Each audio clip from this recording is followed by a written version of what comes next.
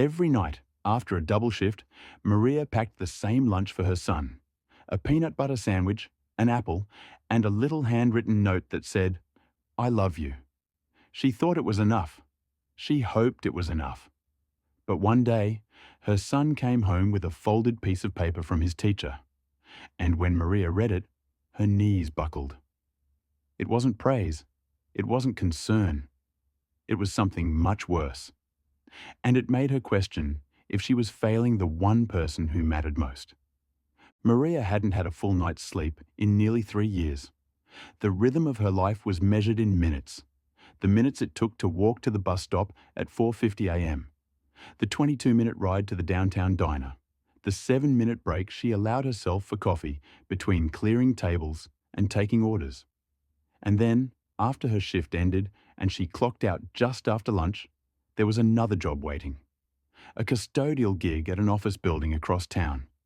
She cleaned floors, scrubbed toilets, emptied bins, and wiped down glass that would just be smudged again by morning. No one ever said thank you, but that was fine. She didn't do it for thanks. She did it for Leo. Every time she thought about quitting, she saw his face, his soft curls, his oversized backpack, the way he said, "I love you, Mama," before running into school each morning. That was what kept her moving. She didn't have the luxury of hobbies or rest. Her dream of becoming a teacher was something she had folded up and tucked away like an old letter. Now, survival was the only thing on the syllabus. When she got home after her second shift, it was usually past 10 p.m. The apartment was small, just 2 rooms, but it was clean, and it was theirs. Leo would already be asleep, his little body curled into a ball under the Spider-Man blanket he insisted on using even in summer. Maria would tiptoe into the kitchenette, turn on the single dim light above the sink, and begin her routine. The sandwich came first: 2 slices of white bread, a thin smear of peanut butter, and sometimes jelly if there was enough left. She'd slice an apple next, checking for soft spots. Then, if they had them, a few baby carrots in a sandwich bag. Nothing fancy, just enough. But she always included the note: a square of paper from the cheap notepad she kept in a kitchen drawer, with a little heart or a smiley face drawn in the corner. "You are kind. You are smart. You can do hard things. Mama loves you." She believed words mattered. If she couldn't give him everything, at least she could give him that: the knowledge that he was seen, loved, and capable. It was her quiet act of resistance against the world that had taken so much from her. She placed the lunch carefully in his backpack each night. She did it as if it was sacred, a ritual only she and Leo would ever understand. Then she'd sit on the edge of the worn-out couch, rub her aching feet, and stare at the ceiling in silence. Sometimes she cried, not because she was weak, but because she was tired of being strong every second of every day. Still, she never let Leo see that. To him, she was just Mama, the woman who could do anything. The one who always remembered pajama day at school and who listened carefully to every story about recess, even when her eyes could barely stay open. There were days when she questioned everything. Was she doing enough? Was Leo happy? Did he resent her for not having what the other kids had? New shoes, packed lunches with desserts, or just a mum who could pick him up at 3 p.m. instead of 6? He never complained. In fact, Leo was the kind of child who looked out for her. He asked if she'd eaten. He drew pictures of the two of them holding hands and taped them to the fridge. He had an old soul, the kind that recognized struggle without being told. Still, Maria worried, because no matter how hard she worked, it never felt like enough.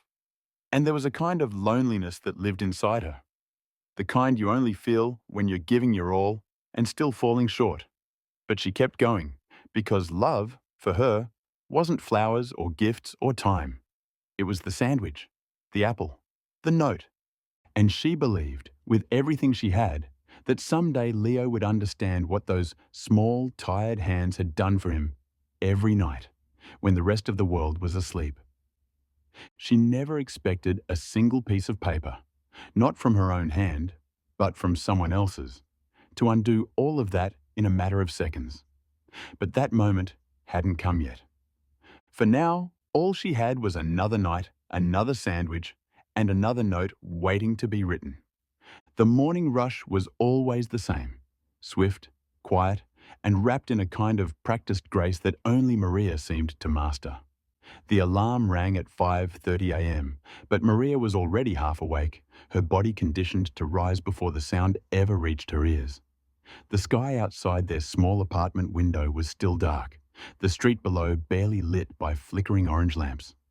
She moved quickly, slipping out of bed and into the kitchen where she'd placed Leo's lunchbox the night before, sitting beside his neatly packed backpack like a soldier waiting to be deployed. Leo shuffled into the kitchen in his socks, rubbing the sleep from his eyes. His curls were tousled, cheeks still warm with sleep. "Morning, Mama," he mumbled, sliding into his usual chair at the small kitchen table. Maria poured him a bowl of cereal and kissed the top of his head. She didn't say much, not because she didn't want to, but because mornings were delicate. Leo wasn't a talker before 7 a.m., and Maria cherished the quiet moments they had, even if they were brief and rushed. She double-checked the lunchbox, not because anything had changed, but because checking made her feel like she had control over at least one thing. Sandwich, apple, carrot sticks, water bottle, napkin, note. She'd written a short one last night. "You make me proud every single day. Don't forget to smile." She folded it and slipped it beside the sandwich, then closed the box gently. At school drop-off, the line of cars moved slowly. The other parents looked rested, sipping coffee in travel mugs, wearing freshly pressed clothes and cheerful expressions. Maria always felt out of place. Dressed in her work uniform, hair pulled back in a messy bun, dark circles beneath her eyes that no concealer could hide. But Leo didn't seem to notice. He unbuckled himself and leaned forward to kiss her cheek before hopping out. "Bye, Mama," he called, hoisting his backpack over his shoulder and hurrying toward the school doors. Maria watched him go, the backpack bouncing behind him, his little frame swallowed by the crowd of children and colourfully dressed staff. Then she exhaled. The drop-off was over. The rest of her day, the harder part, had just begun. What Maria didn't know was that Leo had started sitting alone at lunch. It wasn't intentional at first. Some days the table he usually sat at was full by the time he got through the lunch line. Other days, he'd been too quiet during recess and the other boys didn't notice him slip away. But the habit stuck. He would sit at the end of a bench, his back to the wall, unfolding his lunchbox like a ritual of his own. He'd peek inside, take out the sandwich, glance around quickly, and then, carefully, slip the note from its usual spot and slide it into his pocket before anyone could see. At first, he didn't understand why he felt embarrassed. No one had said anything. No one had made fun of the sandwich or the apple or the handwritten notes. But still, something about opening the same lunch every day while the kids next to him pulled out string cheese, fruit snacks, bento boxes, and colour-coded containers made him feel small. One afternoon, another boy leaned over and said, "You eat that every day?" Leo didn't answer right away. He just nodded. "Don't you get bored?" the kid asked, wrinkling his nose. "My mom puts mini pizzas in mine sometimes, or dumplings, or leftover tacos." Leo looked down at his sandwich. He hadn't taken a bite yet. "It's okay," he said softly. That night, he didn't tell Maria what the boy said. He didn't want her to worry. She already worked too hard. Instead, he ate most of his dinner in silence and slipped the next day's note straight into his jacket pocket before even opening the rest of his lunch. The teachers began to notice too, but not everything. One noticed that Leo often kept to himself during lunchtime. Another noted that he never had chips or a dessert like most of the other kids. But it wasn't until the school hosted Healthy Choices Week that things started to shift in a more serious and hurtful direction. Teachers were encouraged to observe what kids were bringing in their lunches and promote creative, nutritious options. Leo's lunch, though not unhealthy, stood out because of its sameness. No variety, no fun additions. One teacher, Ms. Kenner, decided to make a list of children whose parents she thought might benefit from some guidance. It was well-intentioned. She thought she was helping. But she didn't know Maria. She didn't know what that lunchbox cost in time, in sacrifice, in exhausted care. By the end of the week, Leo had fully stopped reading the notes.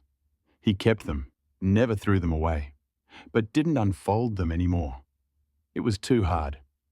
They reminded him of everything his mum tried so hard to do, and everything they still didn't have. Maria, meanwhile, sensed something was off. She could feel it in the way Leo's answers were shorter, in how he looked at the floor more often when he talked. One night, while she was packing his lunch, she called softly into the other room. "You still like peanut butter, right?" Leo's voice came back after a pause. "Yeah, it's fine." She stared at the sandwich for a long time, the knife in her hand trembling slightly. Something didn't feel right. But she didn't know what else to do. They couldn't afford much more. And even if they could, she didn't know if it would be enough. She finished packing the lunch, slipped in the note, closed the box. She had no idea that by the end of the next day, that lunch, and what came back with it, would change everything. It was a Wednesday when the note came home. The day had started like any other.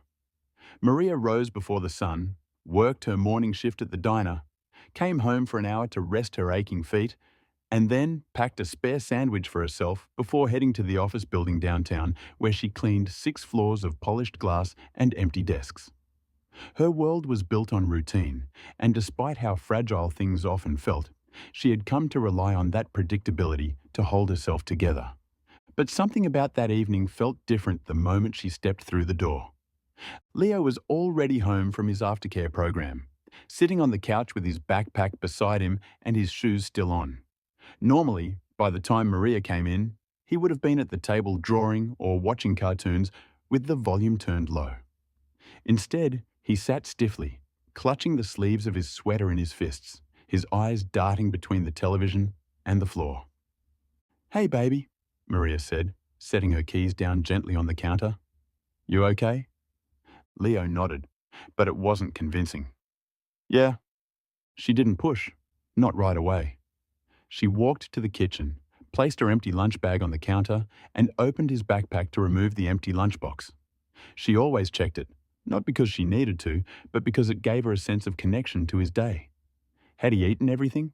Was the apple gone? Did he drink his water? But today, the lunchbox wasn't on top.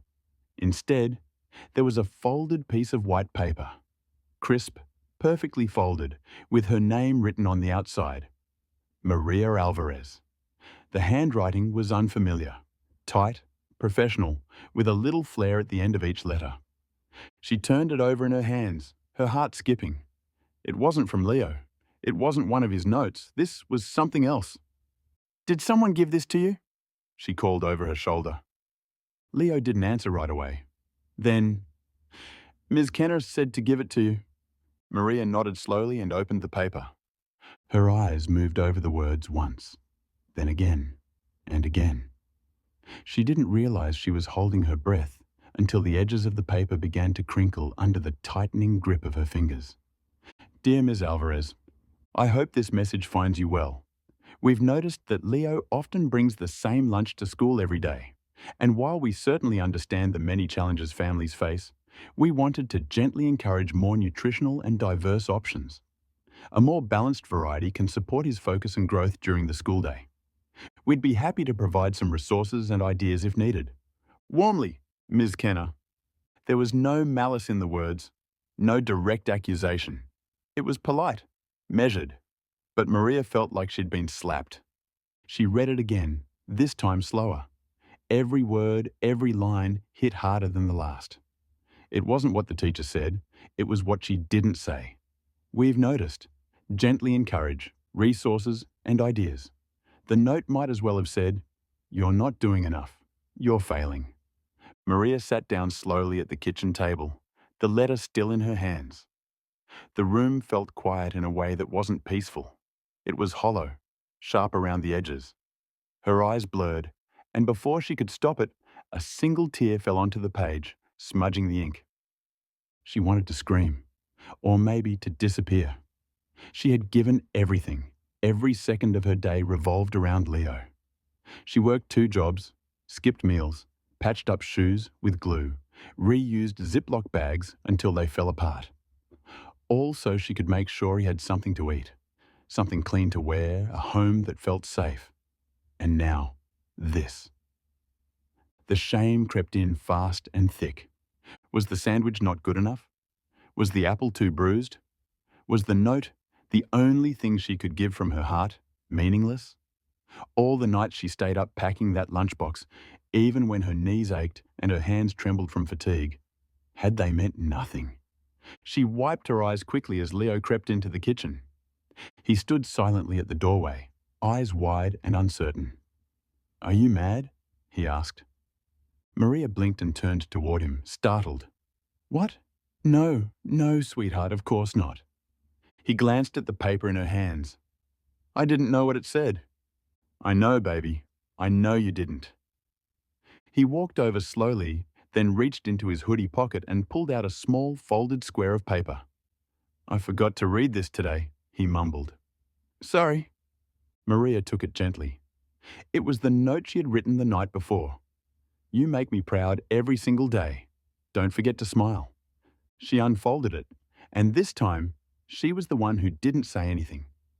Her chest was too tight to speak. Leo sat next to her, his little legs dangling off the chair. "My lunch is fine," he said softly. "I like it." But Maria couldn't meet his eyes right away. The guilt had already wrapped itself around her ribs like barbed wire. She felt trapped, between wanting to protect her son from judgment and wanting to fight back against a world that had so little understanding for people like them. She wasn't angry at Leo, not even at the teacher, really. She was angry at the way poverty is dressed up as parental failure, at the way a neatly folded note could pass judgment without ever asking a single question. No one had called her, no one had asked if she needed help. They had just assumed. After a long moment, she turned to Leo and wrapped her arm around his shoulders. He leaned into her without hesitation. "Tomorrow," she said, her voice raw but steady. "You and me, we're going to talk about this. Not because you did anything wrong. You didn't. Okay?" Leo nodded against her side. "We're going to fix this, baby. I promise." She didn't know what that meant yet. Whether it meant buying different food she couldn't afford or marching into the school to have a very uncomfortable conversation. But she knew one thing. She might have felt like a failure for a moment, but she wasn't going to let that note define her. Not as a mother, not as a woman, not as Maria Alvarez, and especially not for Leo. Maria didn't sleep that night. She lay on the old couch, fully dressed, a thin blanket tossed over her legs, the teacher's note still on the coffee table where she'd left it. The apartment was quiet, save for the soft hum of the refrigerator and the occasional creak of the pipes in the wall.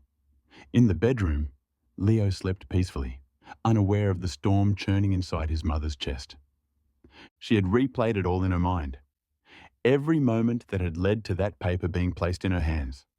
The carefully packed lunches, the handwritten notes, the way Leo's smile had started to fade in recent weeks. How had she missed it? She thought she was giving him everything she could, everything he needed. But clearly, someone believed it wasn't enough. And if they believed that, would Leo believe it too? She thought of her own childhood, of the small apartment in El Paso where her mother raised her and her siblings with even less than Maria had now. Dinners of rice and beans, shared bathwater, shoes passed down until the soles peeled open like mouths. Her mother never left her notes. She never had time. But she worked hard. She kept them alive. That was love. And now, Maria found herself wondering, was love enough? The next morning came too fast. Her alarm buzzed like a siren, but she had already been staring at the ceiling for an hour. She rose quietly, moving through the motions like muscle memory. Get dressed, pull her hair back, make coffee that tasted more like water than caffeine. When she reached for Leo's lunchbox, her hands paused. She opened the fridge. There wasn't much. A half-used jar of peanut butter, the last of a loaf of bread, 2 eggs, a wilted head of lettuce. She had just enough to pack the same lunch as always. But today it felt heavier. She packed it anyway. Not because it was ideal, not because it would impress anyone, but because it was what she had. She didn't include a note that morning. Leo didn't ask why. The silence between them as they walked to the bus stop was different than the usual sleepy quiet. It was tense, like they were both holding their breath. Maria wanted to say something, to tell him it wasn't his fault, that he was wonderful, that he was enough, but the words tangled in her throat.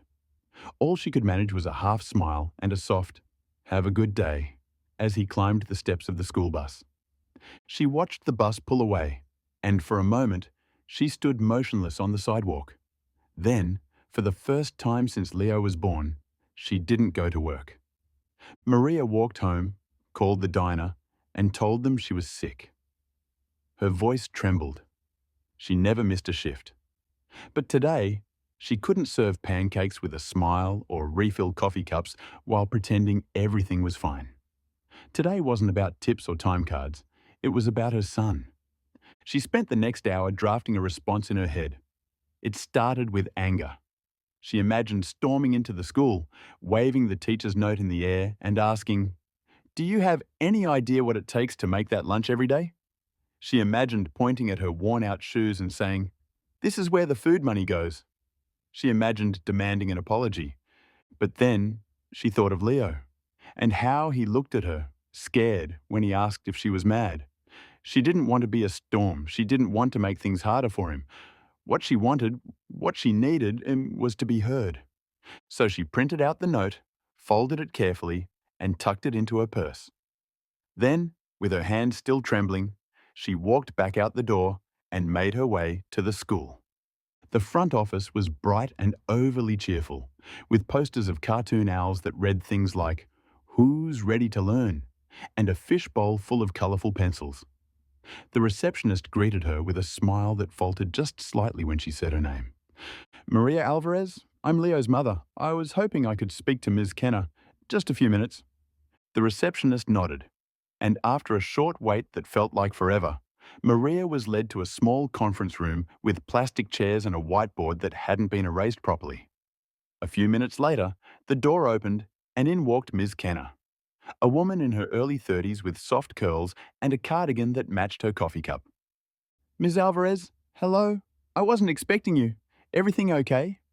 Maria stood. She held the note in her hand, her fingers pressing into the paper like it might anchor her. "I got your message." Ms. Kenner blinked. "Oh, the note. Yes, I just wanted to—" Maria didn't let her finish. "I want to be clear. I know the lunch I pack isn't exciting. It's not fancy, but it's made with everything I have. I work 2 jobs. I'm not saying that for pity. I'm saying that so you understand that what's in that lunchbox. It costs me hours I don't have, sleep I don't get, and sometimes meals I skip." Ms. Kenner's expression shifted from politeness to something closer to discomfort. She started to speak again, but Maria held up a hand. "I'm not angry," Maria said, her voice quieter now. "But your note, it hurt. Not because you meant it to. I'm sure you thought you were helping.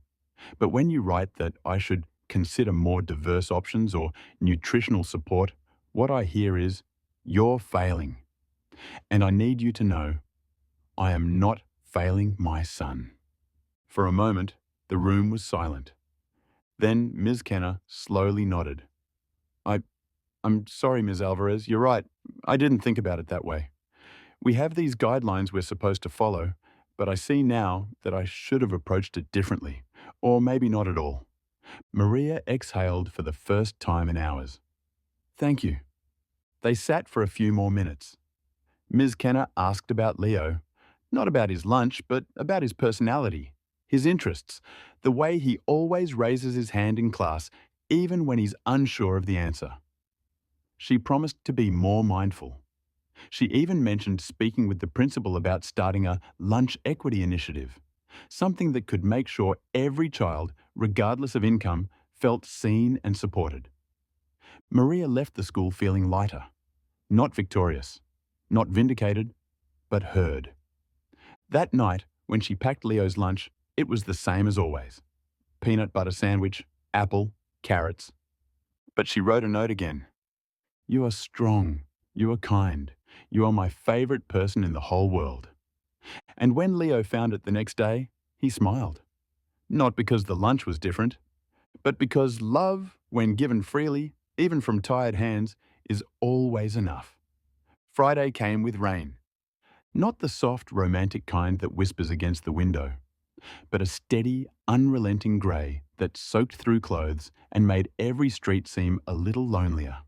Maria stood at the bus stop in her thin coat, the edges damp, her shoes cold from puddles. She held Leo's hand, and though neither of them said much, the silence no longer felt heavy. It was comfortable again, the way it used to be before the note, before the questions, before Maria had begun to doubt herself.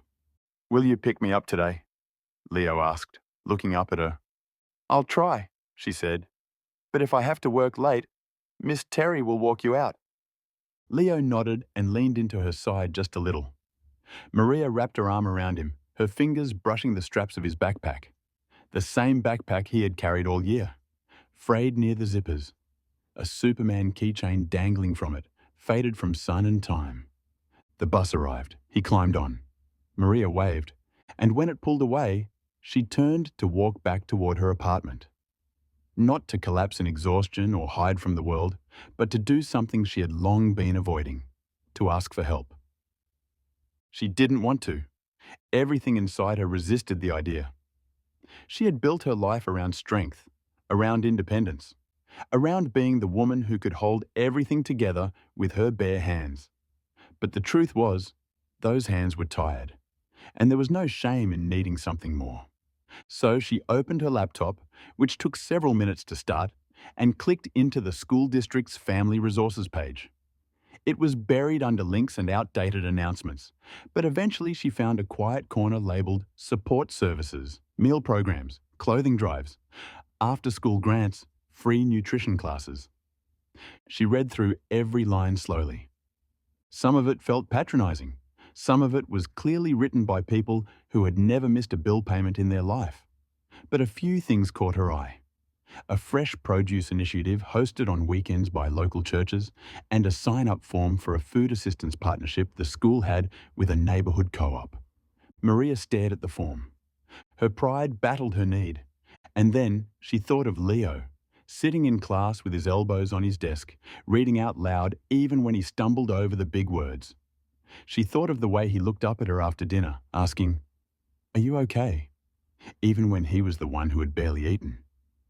She thought of that note. Not the one from the teacher, but the one she had tucked in his lunchbox last night. "You are strong. You are kind. You are my favorite person in the whole world." He didn't need her to be perfect. He just needed her to keep showing up. So she filled out the form. It wasn't dramatic. There was no applause, no great release. Just a quiet, private click. Submit. That afternoon, Maria finished her diner shift early. Her manager, having noticed the strain she'd been carrying all week, offered to cover her final table so she could clock out. For the first time in a long while, she didn't argue. She made it to the school just as Leo was walking outside with his class.